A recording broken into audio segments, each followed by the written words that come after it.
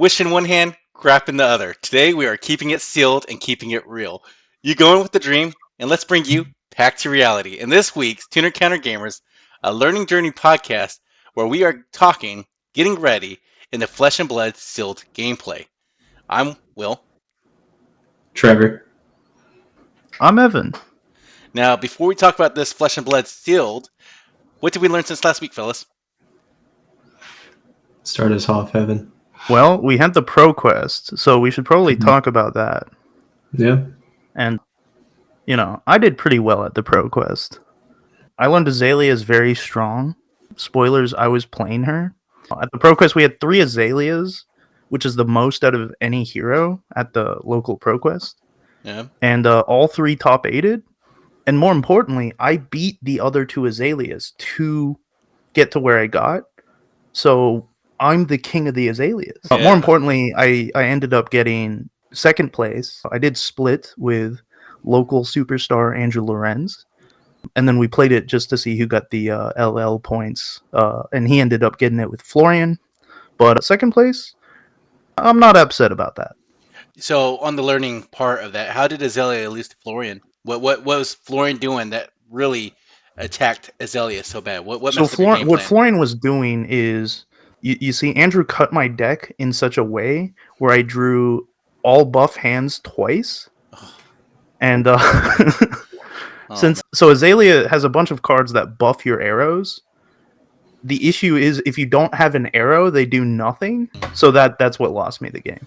That being said, Florian into my version of Azalea is quite tough. Florian has a lot of armor, and Azalea does not like to see a lot of armor. Florian's also pretty aggressive once he starts getting going, getting those decomposed trains. And yeah, so even if I drew better, it was still going to be an uphill battle. So you needed to kind of start off strong, but you're trying to mitigate the damage from drawing to what we call Azalea bricks, right? Because you need an arrow, right? Some buffs and an arrow, right? All buffs doesn't do absolutely nothing for it. I got you. That's a tough break, but you still made second place. King of all the Azaleas, I should say. Anyway, Whoa. I'm just joking. I'm just joking. Trevor, did you want to go next or you want me to go? Yeah, sure. I can also talk about the Pro Quest. I didn't have as good of a run. I was on Dio again and was kind of fighting the deck in some of my matchups, which isn't, a great excuse, but still, biggest problem was in one of my matchups, I kind of straight up threw because I arsenaled a card and I thought it was a max V. And then I get to the end of the game and I flip it over and it was a heist. And so I just, in my head, had the wrong card in my mind and I just never flipped it over to check. So I just IP'd myself for probably a turn or 2. And that's not going to win you games, for sure. Yeah. So really just kind of taking your time. That's not something I'll mess up again, But I had an armory, I'd laugh about it, but since it was a Pro Quest, it kind of hurts. Yeah. I know I learned at the Pro Quest again. I did lose against the one Azalea. I'm trying to remember her name, Allison, I believe it was. She had a very unique way of playing her Azalea. She had the New Horizons out. And she was just trying to filter as much of her cards as possible to get the ideal hand to shoot you first. Might have been a rather than ledger play. I was playing Fang. I felt pretty good going into my matches. The issue I had was I wanted to really practice a little bit more because there's 3 decks I didn't have any experience into: Azalea, Jarl, and there was one more that was kind of Florian, right? And so I got to the end, I lost against a really good player, Chris Martin. He was on his KO. And he actually went pretty much undefeated until the very final, got to the top 8. And then I fought against Allison. Again, this is a lack of play experience because I think it's not fair against Fang to go against Azalea. But I feel like with a little bit more experience, because I had her down at 1 life, I felt pretty good about it. But she drew her red and ledger first and dominated it. I can't stop that, right? And then at the very end, I sideboarded wrong against the Florian. It was Jonathan Ding's Florian. And I thought, people are playing OTK Scepter Florian, and Jonathan flipped over his card. It was Reaping Blade Florian. I was like, well, this is going to be rough. So I didn't have a lot of my D-React in there to do it. So a little bit more experience, a little bit more practice would have been well, with better. The bans, we don't have to worry about OTK Florian. Yep, yeah, you're safe now. What do you think? And I'm a big fan of the New Horizons Azalea list that you were talking about. I've actually been testing that recently. So look forward to hearing more about that from my perspective. That's good. Mm-hmm. All right. I mean, it was very unique. I haven't seen that list in a while, so shout out to Allison. I think she rolled in with a Alabama crew, and it's always Mm-hmm. good to see people outside of the state come in and fight our meta. So, all right. So let's get on to the main topic. All right. Fab Sealed is a key format for pre-releases, skirmishes, Road to Nationals, and ProQuest. Right. Also, if you go to these larger tournaments, a lot of the side events are sealed, the sealed format. Right. If you play the side events, you get a lot of the prize tickets, and the prize tickets get you some really cool promos on the prize wall. So, why do you guys like sealed so much? I mean, sealed is just like quintessential flesh and blood, right? Like you go in, you're a new player, you've never played the game before, you have no cards to your name. You make a sealed deck out of 8 packs. You're going to have a good time, right? And then like even at the higher levels, like once you start like understanding the concepts of the game, like a new sealed format is just so much fun. I am a lover of limited, so I'm pretty biased, but pre-release season gets me very giddy. It's like Christmas. I love the puzzle piece itself, right? And how everyone has kind of at the same tool set, right? We're going in this kind of new.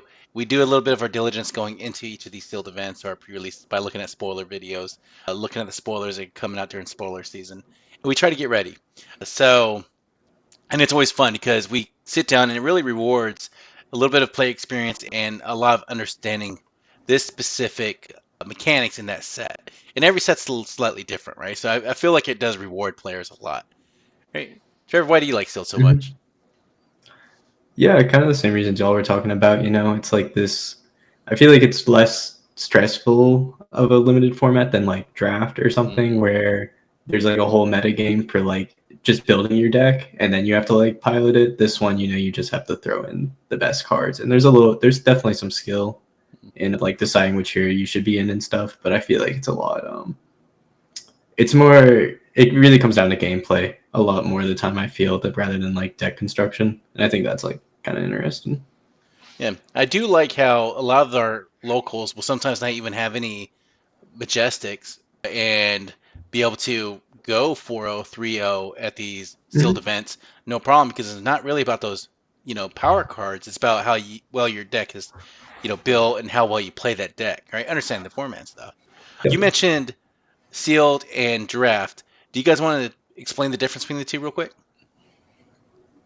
Yeah, like sealed is basically, for those who don't know, there have been a couple different rule sets for sealed. The current rule set in Flesh and Blood is you're given 8 packs of a single set. You open all 8 packs, and you build a hero based on the cards you open. Token cards, or in this case, basic cards like the heroes in question, the weapons, and maybe other items like macros, for instance. Those are provided. You don't have to worry about those. And then you just build a 30 card deck, face off against other young heroes, which are 20 health heroes mostly. And yeah, just have fun. And it's 30 cards exactly.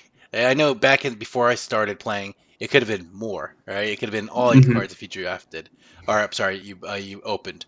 But it's only 30 cards exactly, and the tokens are provided, and the Yeah. heroes you don't have to necessarily open the hero; it's provided as well, right?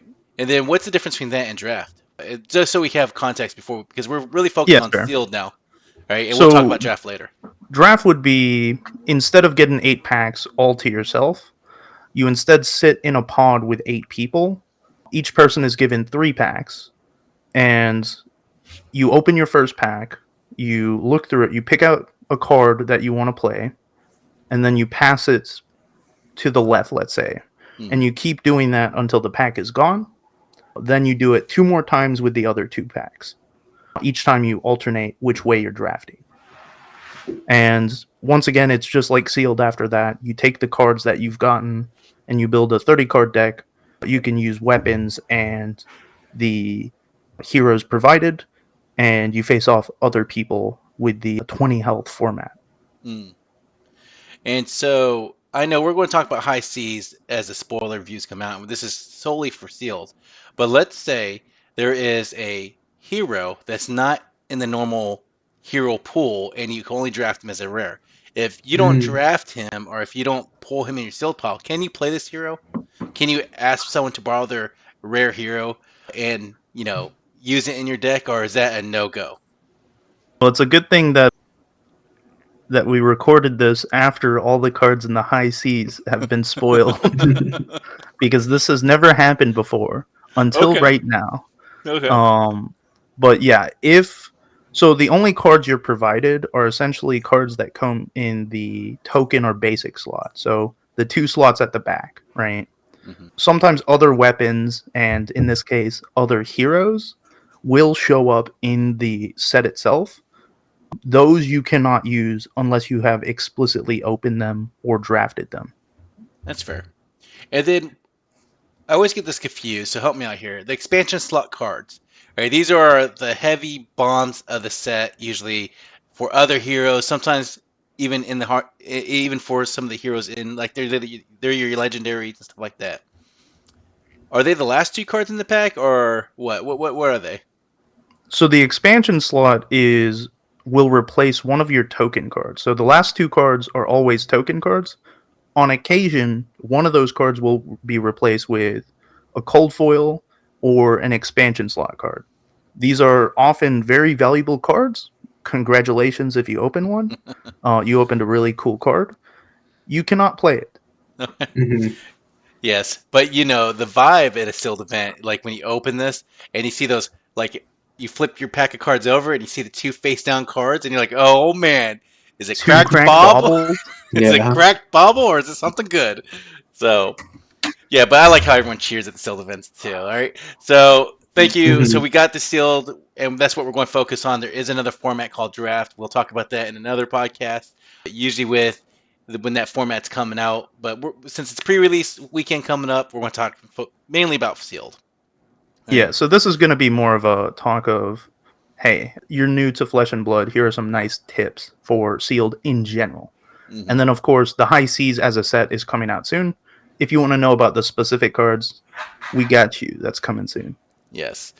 And so I liked how every set that comes out kind of changes the sealed dynamic, right? And I think Rosetta, it was the first sealed event I felt very comfortable in. I played heavy hitters, didn't know what the hell I was doing. Then I think the set after that was Missville. I kind of understood a little bit more. And then I actually traveled out for Rosetta. And thankfully I did, because Rosetta had a new concept called a macro, right? And this is a fun thing. Hunted didn't have it, so and then we go into high seas and it introduced another macro, and we'll talk about that more later. But these macros, is it usually in is it in the deck? I'm sorry, is it in the cards? Can you open it, or is it only in the pre-release pack they give you? So usually at pre-releases, they'll give you a little pack, which comes with some promos and a bunch of tokens. So Mm-hmm. if you don't know anything about the set, looking at the tokens is always a good idea, because things like the macro, for instance, if there's a macro in the set, which is a piece of land, I guess, that you're allowed to start the game with, and these macros do wildly different things. We've had 2 macros so far in the game, and they've been very, very different cards. But this pre-release pack should have everything that you need to start the game, and any sort of these additional cards you're allowed to include in your deck. Yeah. Because not only macros, in the past we've actually also had equipment where showing up in the basic slot where you're allowed to run these pieces of equipment even if you don't open them in the main set. Yeah. And so let's say we outside the pre-release weekend, you go to a tournament or you go to a convention and you're playing in a sealed event, do you still get the token cards with your sealed, or how do the macros happen then? Or is the macros now gone? It's only at pre-release. Like, how's that work? Do you guys remember? The macros are everywhere. Like Okay.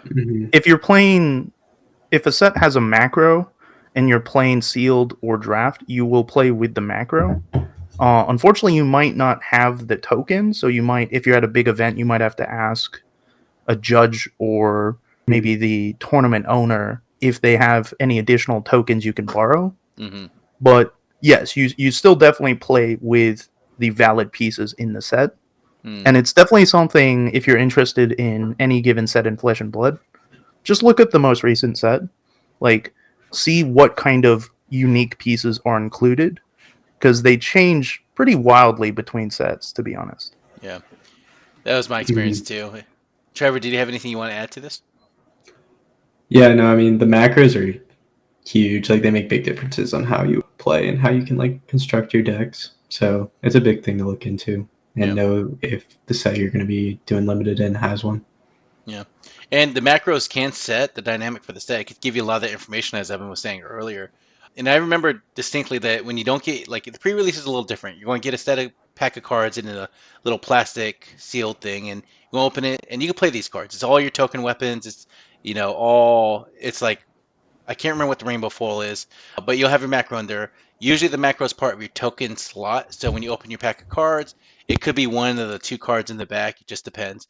I know in Rosetta, it was on the reverse side of the art card. So you can have the macro and then turn around and you have the art card. So that's something new that they started doing. Pre-releases are interesting because I think we've talked about like certain cards you're not allowed to run.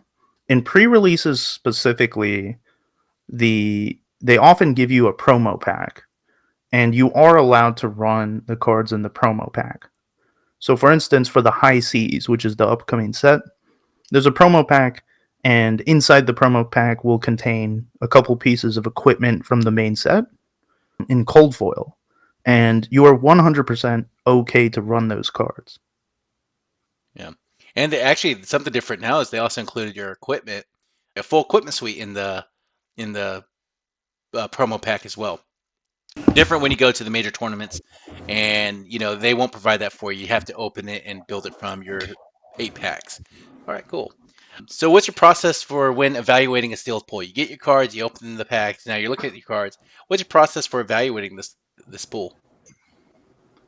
I think the first thing you want to do is look at the heroes and weapons, right? Because often enough, like, cards will need context, right? Like, certain cards are just bad, and then you read like the hero that you use the card with, and then all of a sudden, like, everything makes sense. Like, it becomes a lot more powerful. A good example is Katsu. A lot of ninja cards have what's called combo, requiring you to play like very specific cards and like in line, and it's like, how do you do that? How exactly are you supposed to find these cards? Well, Katsu is able to tutor them, right? So like later combo lines become a lot more viable when you're playing with Katsu.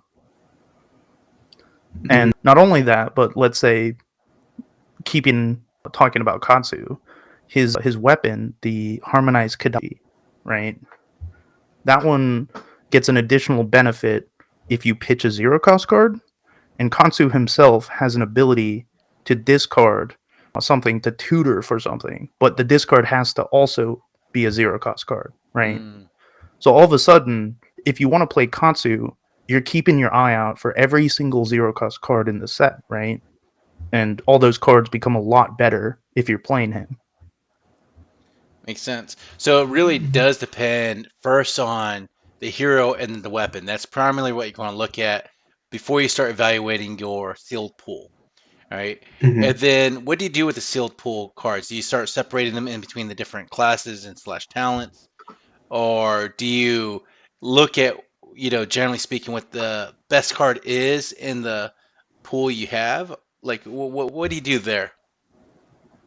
Usually my go-to is I'll have a pile just for Majestics, because those are like very powerful cards that can like make you lean into a class pretty heavily. And then for all the commons and rares, I'll just put them into a pile based on whatever class. So for High Seas, that would be like your Necromancer, Ranger, and Mechanologist would all go in their own pile. Then you'd have like a Pirate pile and then a Generics pile. Yeah. And then that'll help you, like, because it's a lot easier to just look through like your Mechanologist pile and see like, oh, there's some pretty good cards in here. Maybe I'm playing Puffin today. Yeah. And And so if you're like, if you're looking through the cards, I think like separating them into piles is a great idea, because for new players, for instance, if you are completely like unsure about which hero is the best out of your pool, often enough, like it is not a terrible idea to just say, I have more mechanologist cards than any of the other classes. Mm-hmm. Let's play mech, right? Yeah. Yeah. I mean, you get the options, right? So you could actually trim the fat, keep the muscle in there, or get rid of the garbage, whatever. So that makes sense. You have a lot more cards to play with. You have a lot more options. You could really fit in the better cards in there. I like that. Yeah. Let's say You are allowed to sideboard, in between rounds. So if you like something wasn't working, you can Mhm. put in some cards you think will help you there. You just have more options. So every card you open is open for play throughout the whole tournament. You could, in between rounds, hey, I hate this hero. It's not working for me. Katsu's the devil. All right, I'm switching to another hero, right? Yeah. Azalea. Yeah. Different set. I know. I don't know.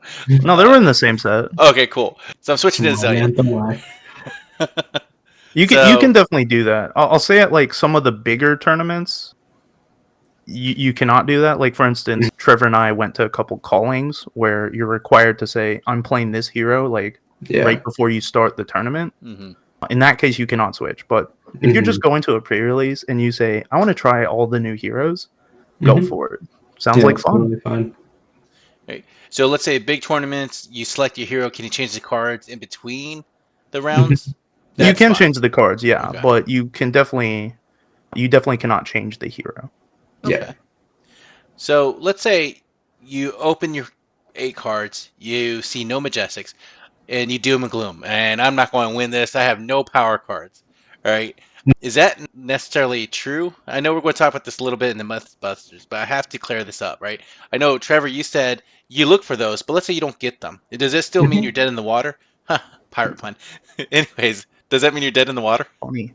No, absolutely not. I mean, like, if you have a good suite of like commons and rares, that can be like way better than like a single majestic, right? Like, your deck can function like better overall without like a one card like spike. Like, sure, it could help you for sure. Like, there's some really powerful ones in the past. Like, I opened Felling of the Crown in one of my sealed pools. Like, definitely helps, but I mean, I haven't opened that in all of my sealed pools, and I've done decent and sealed there. So You just need having your like fundamentals and like a plan for your deck is like definitely you'll win games with that for sure. Okay. Even at big tournaments. So you do put a lot of stock in your Majestics, but it's not the one that will determine the card pool you're Yeah. playing. Because if the rest is crap, then it doesn't matter if you have one great card and 29 crap cards. Yeah, and like Okay. you can maybe even get trapped by a majestic, right? Like if it's in a class that like your pool isn't very good for, but you're like, oh, but it's a majestic, and you like try to force it, like that deck can just like fumble. I mean, even then, like a lot of Majestics, like for new players specifically, like if a card is majestic, that does not automatically mean it's better than like your common cards, right? Yeah. Like some cards, like Trevor alluded to, Felling of the Crown. Felling of the Crown is better than common cards, but like some other cards, like I think like Earth's Embrace or something, that was another majestic from that set, and that card is not good. I think I had it in one of my pools from Rosetta. Yeah, this card. And I think it made the deck, but I kind of shrugged and said, oh, it's an Earth block 2, right? So, yeah, like certain Majestics, like, evaluate if the Majestics are, like, even good cards, because, yeah. And then, like, yeah, you definitely have to have that push and pull of, like, hey, I've got this really strong Majestic, but is it good enough to like win me my games? Beautiful card, by the way. Oh, art's great. Yeah. So let's say you have no Majestics and you have 2 viable heroes. How do you decide between them? Like card pools look about equal. You're not quite sure. How do you like? Now you come to the decision. The third one's definitely out. Card pool didn't match up, right? And then you got 2. You got about the same amount of cards, same amount of hits. How do you pick between one or the other? Well, you see, there's a pretty easy way to do that. And you wait for our set review, all right? So you like, comment, and subscribe. You hit that bell icon, and then and then you listen to us talk about what cards are best. I'm mostly kidding, but legitimately, like if you are between two heroes, look through your pools for like signal cards, right? Because not all commons and rares are made equal. Some of them are quite strong.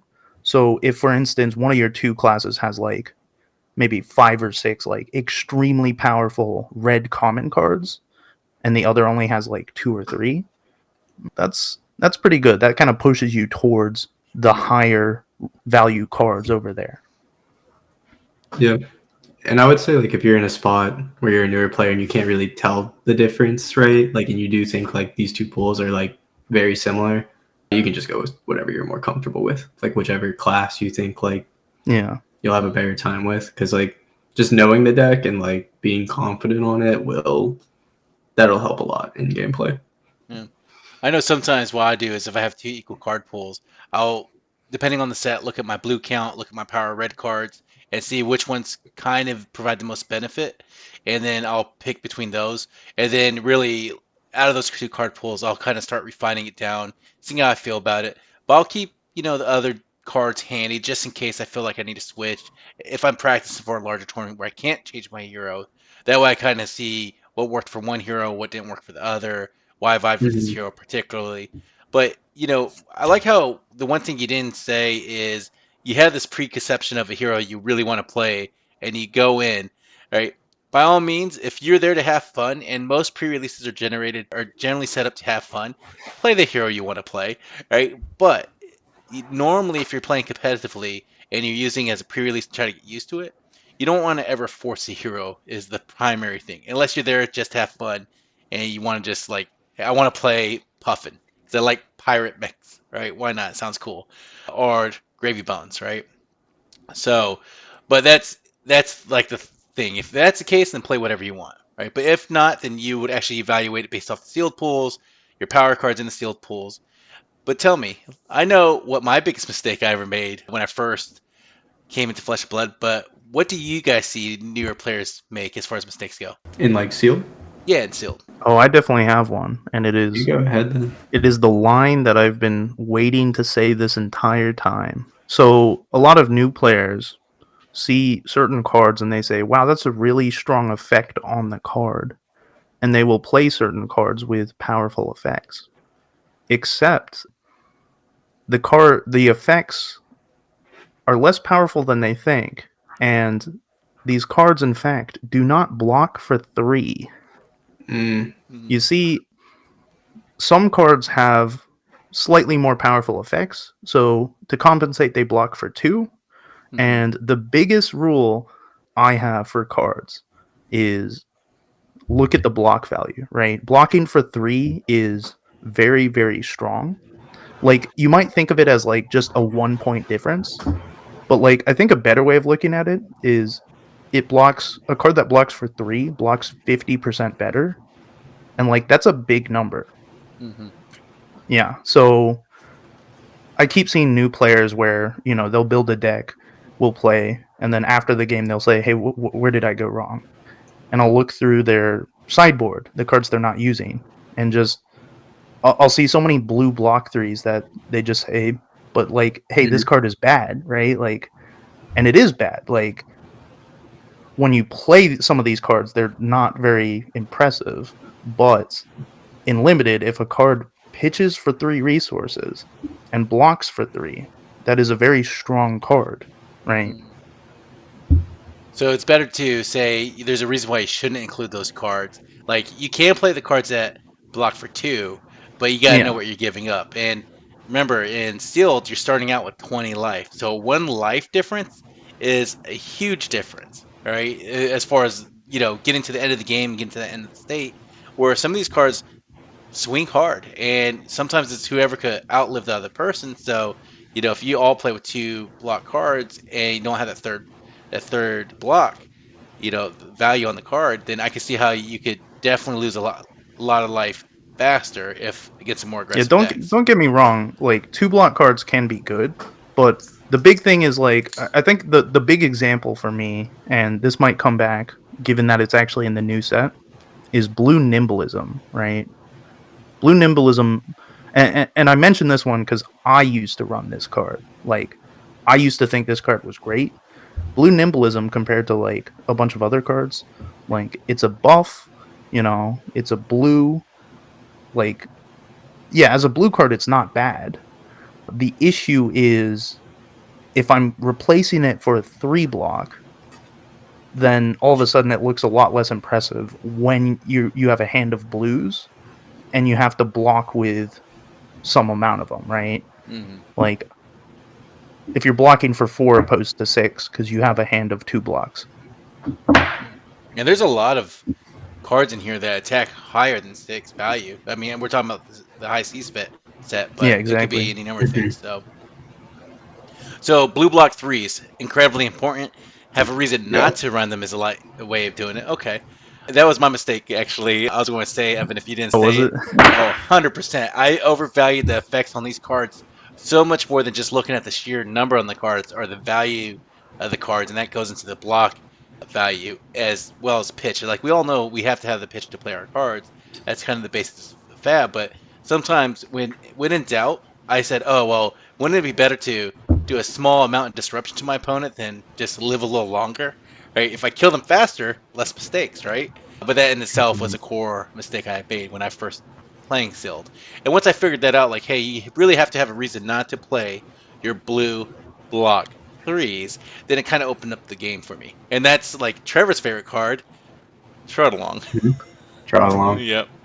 We got Nimby, guy in the art. Yep. I know he's going to be a NIMBY main when this guy comes out. Yeah, 100%. But Love him. I mean, yeah, he does look cool. Yeah, I think that's one of the bigger mistakes new players make. So, you guys mentioned power cards. I'm hearing a lot of shift from just playing your rares, like playing your power cards, to more like look at the curve. Evan, you mentioned this earlier, the synergy these cards have with your deck, and then really the pitch structure, because that's why we play blue block threes, because not only does it block for 3, but it can pitch for 3. So is that kind of what I'm hearing? Like, it's not just about the rares, not just about the Majestics, but it's really about, the cost curve, the pitch structure, and the synergy of your cards that in these, like the commons and rares, that's what we get wins you the games. Yeah, definitely. The tough thing about having just sort of a generic here's how you play sealed is Flesh and Blood changes so much between sets. The recent set that we just had was the Hunted, and the Hunted was an interesting set because like it was a very aggressive set, and there were a lot of really aggressive small go again attacks, right? So 0 for 3 go again style cards. And those are very strong, but because they're all just red 0 for 3 go agains, all of a sudden you're not really pitching to do anything, right? Because you don't have to pitch for a 0 for 3, right? So because of that, I think a lot of these decks ran around 7 to 8 blue cards. The new set High Seas is the exact opposite. There are 4 for 9s, there are 3 for 7s up the wazoo. Very, very pitch heavy. There's even a mechanic that wants you to pitch 2 blue cards on a turn. So people are talking like 12 to 13 blues in their decks, right? Wow. Like just the context of the set itself changes the deck structure so very much. Like it's kind of insane. So And there's a little bit of a pitting value on yellow cards too, which generally speaking, in previous sealed decks or sealed construction, what I did was take the yellows, toss them to the side, count my cards. Oh, 30? Perfect. Right? Can't do that now, right? Because sometimes you might want to have those yellows in your deck. Mhm. no, it's still you're not wrong to throw away the yellows. Because honestly, I think this upcoming set is kind of an exception, but under most circumstances, yellows are the least good cards in your deck, right? So you want to minimize the yellow cards, right? If there are Mhm. any like, for instance, majestic super strong yellow cards, or maybe there's a common card that's like so strong you even play the yellow version, like those stay in the deck. But I think the ideal deck has like a long line of reds, a long line of blues, and then like as few yellows as possible. Like ideally 0, but sometimes you got to run 1 or 2. Yeah, it's better than a cracked bauble. All Crank Bauble, that's a draft card. We'll talk about it then. All right.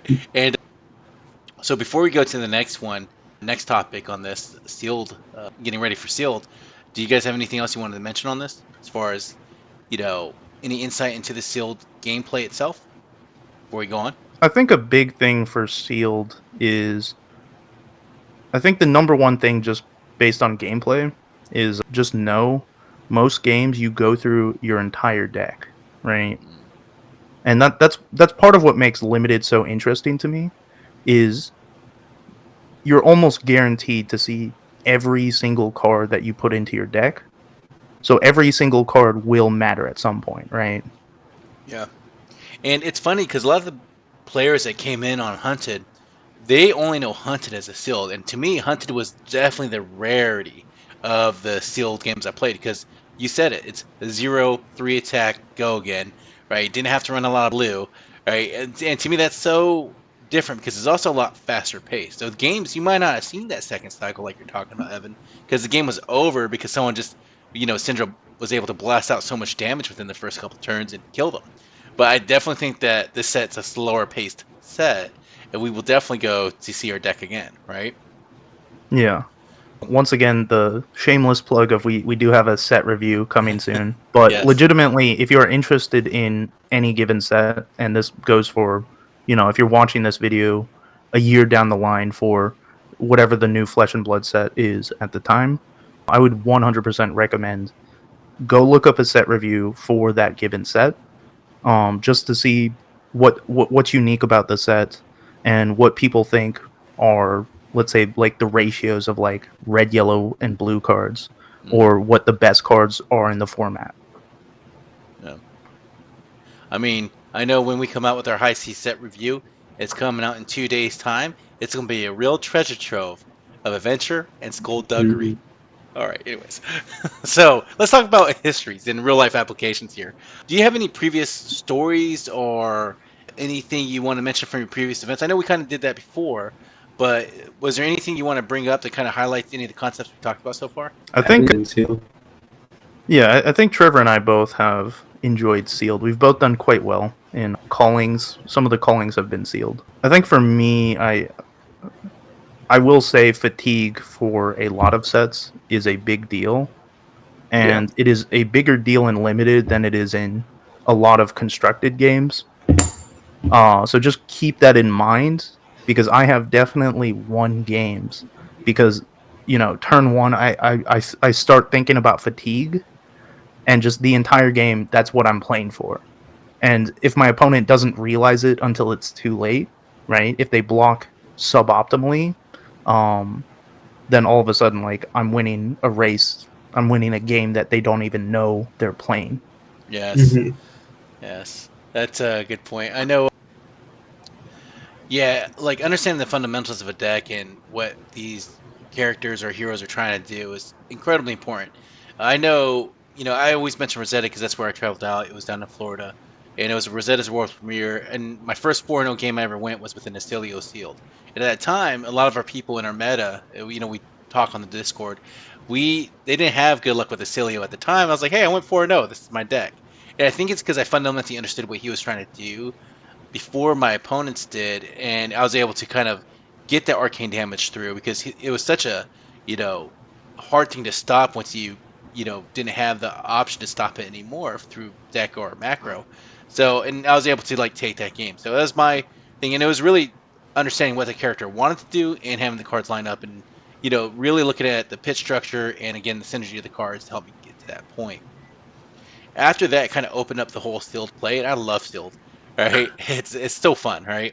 But I did notice that a lot of the talk again, it wasn't about the Majestics I cracked because I don't think I had any Majestics in that Acilio sealed, and I certainly didn't have any Majestics when I top aided the RTN or whatever small event I did with that same gameplay, right? Do you remember what it was, Evan? Because I think I beat you to get to You that point, mean, right? yeah.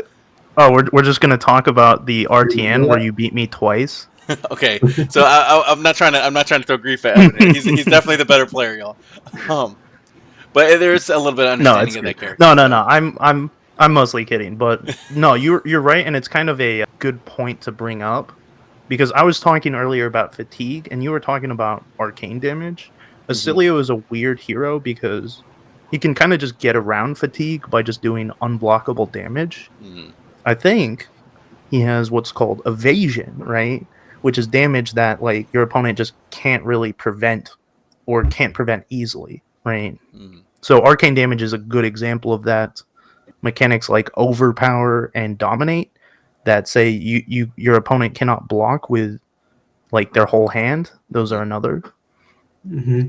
Yeah. And So if you don't want games to go to fatigue, you're gonna need cards like that in order to close out games. yeah. Yeah. And that comes down to like pitch stacking, like keeping those cards in your deck because you probably will see them later. Yeah. So I know Blue Block 3 wins game. We talked about that ad nauseum. So if you guys take anything away from this, Blue Block 3s. Right? That's your Mhm. cheat note. That's your footnote, your cliff note right there. Another thing though, have you guys ever heard of a term called bread? BREAD? It's a magic term. I remember this back in the day. Are you guys familiar with it? I know Evan, you said you dabbled in magic. Trevor, you dabbled in magic. Yeah, I hadn't heard of the term before, no, because I really haven't done any limited outside of Flesh and Blood. I've Right. definitely heard of the term. Yeah, I was a big Magic drafter before, so I subscribe to bread. Okay. And, bread just refers to the priority order in which you would draft cards or pick cards for your deck, right? Bombs, which is power cards that can swing the game.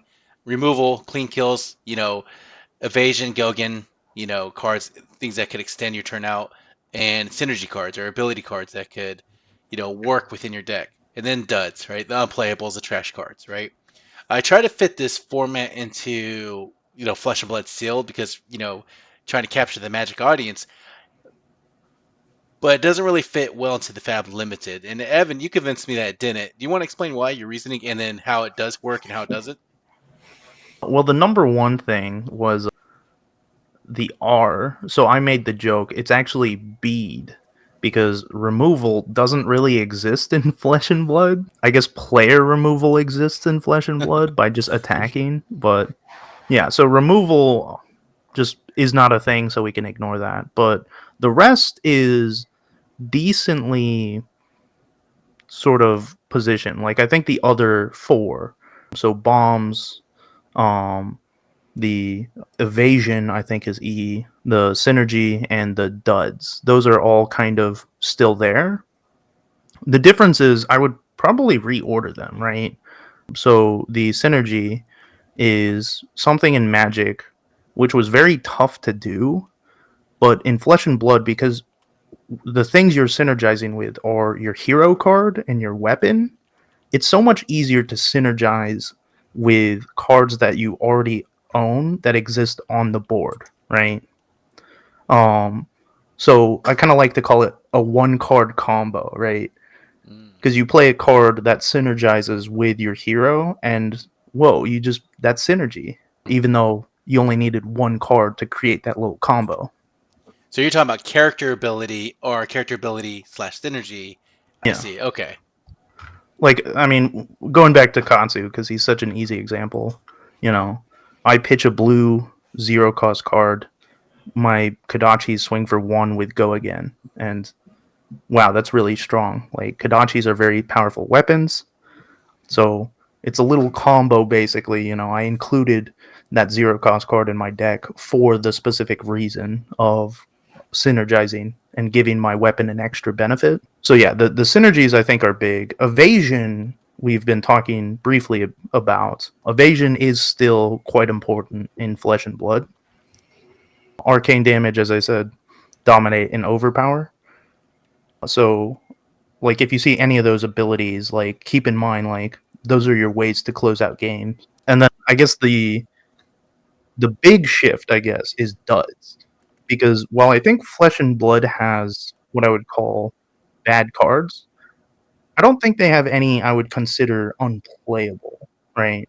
Like most cards block, like even if they block two, I think every Flesh and Blood deck will have some number of block two cards in limited, but like that's fine, right? You're not happy with blocking two, but sometimes you'll just do it. So I guess we can just maybe show it on screen. But the Cracked Bauble. The Cracked Bauble is a real dud card, alright? It's a yellow card, it has no block value, and you cannot do anything outside of pitch it. So, if a card is better than a Cracked Bauble, which, spoiler alert, every single card in the game is, then I would consider it not a dud. Because this is the alternative if you're not running that. So, You know what's worse than a cracked bubble, don't you? losing to Michael Hamilton because you have a Cracked Bauble in your deck, and once he beats you, he says, "I notice your Cracked Bauble." That happened to you, Evan? Yes. That's so bad. Okay, so where do bombs fit in? Like as far as the party goes, you said synergy, evasion, duds, and bombs, right? Where do they fit in as far as party goes? If you have them, play them, but also evaluate the synergy and evasion first, or So, like, bombs, we talked a bit about that, like, Majestics, right? Like, the problem with bombs in Magic versus bombs in Flesh and Blood is that in Magic the Gathering, sometimes you play the rare card you opened, and the game instantly ends, right?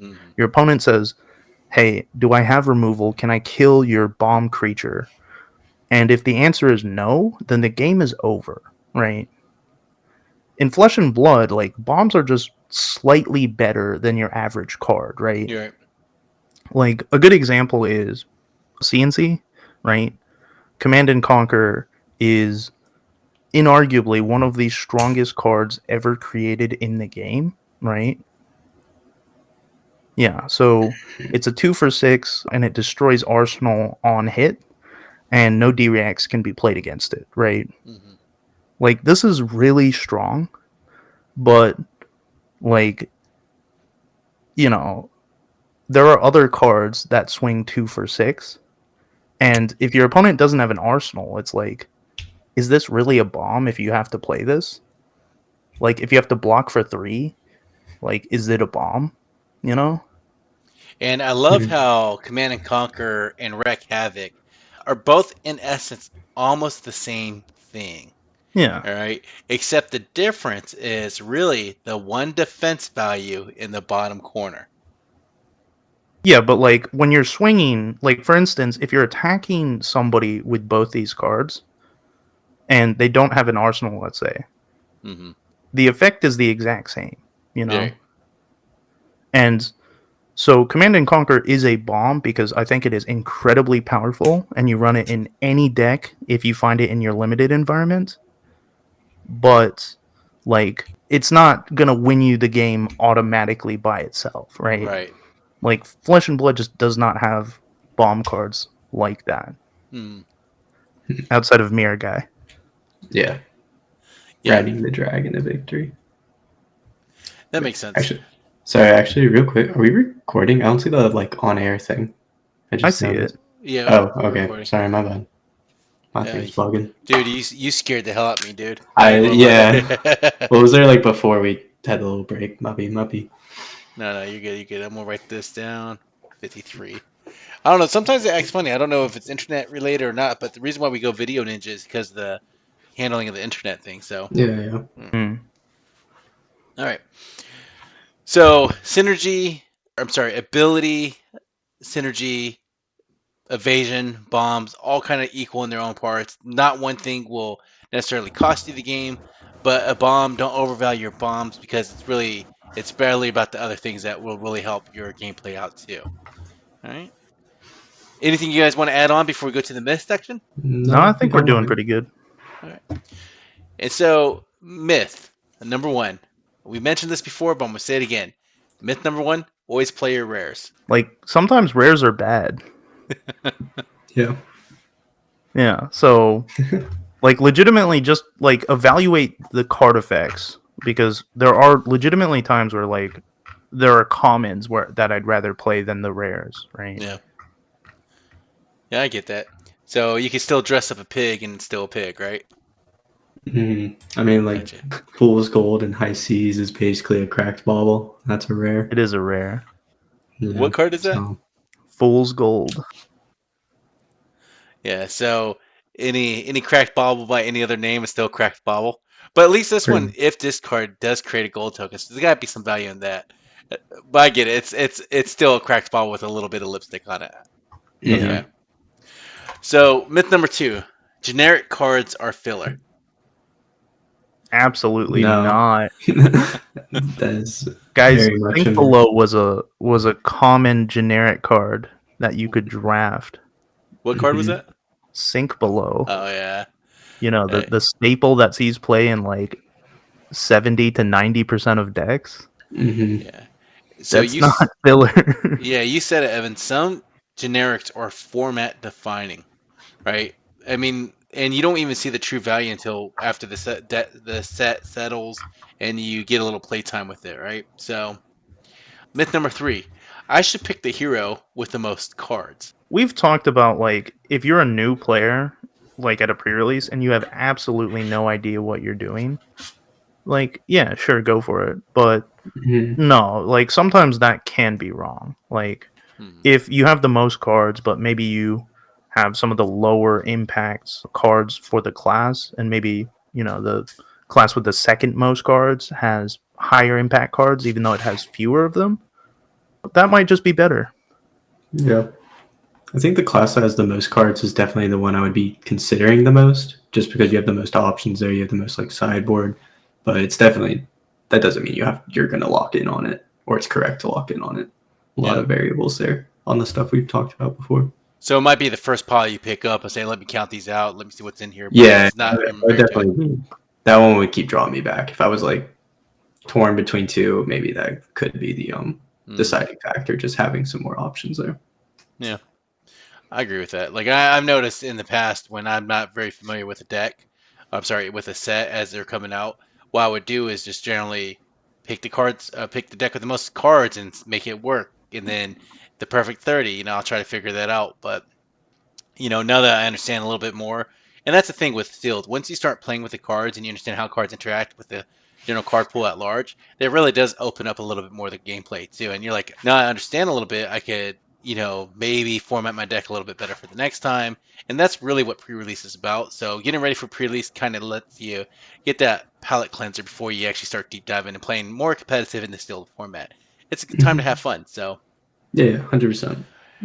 and I don't know, some of the practical takeaways I have is there's always an optimal way to organize your cards. I don't know how you guys organize your cards, but it's kind of like what we were mentioning earlier.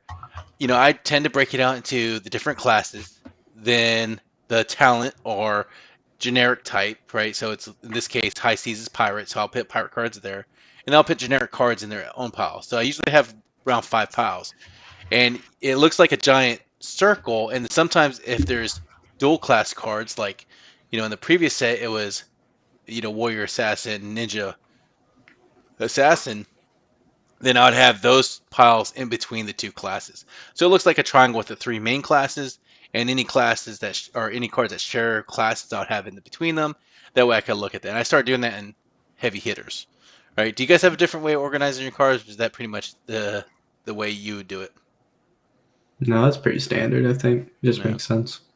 Yeah, the one thing I guess that I do slightly differently is I like to put a pile for equipment specifically. Yeah, that as well. Yeah, yeah. Yeah, because equipment is very, very powerful.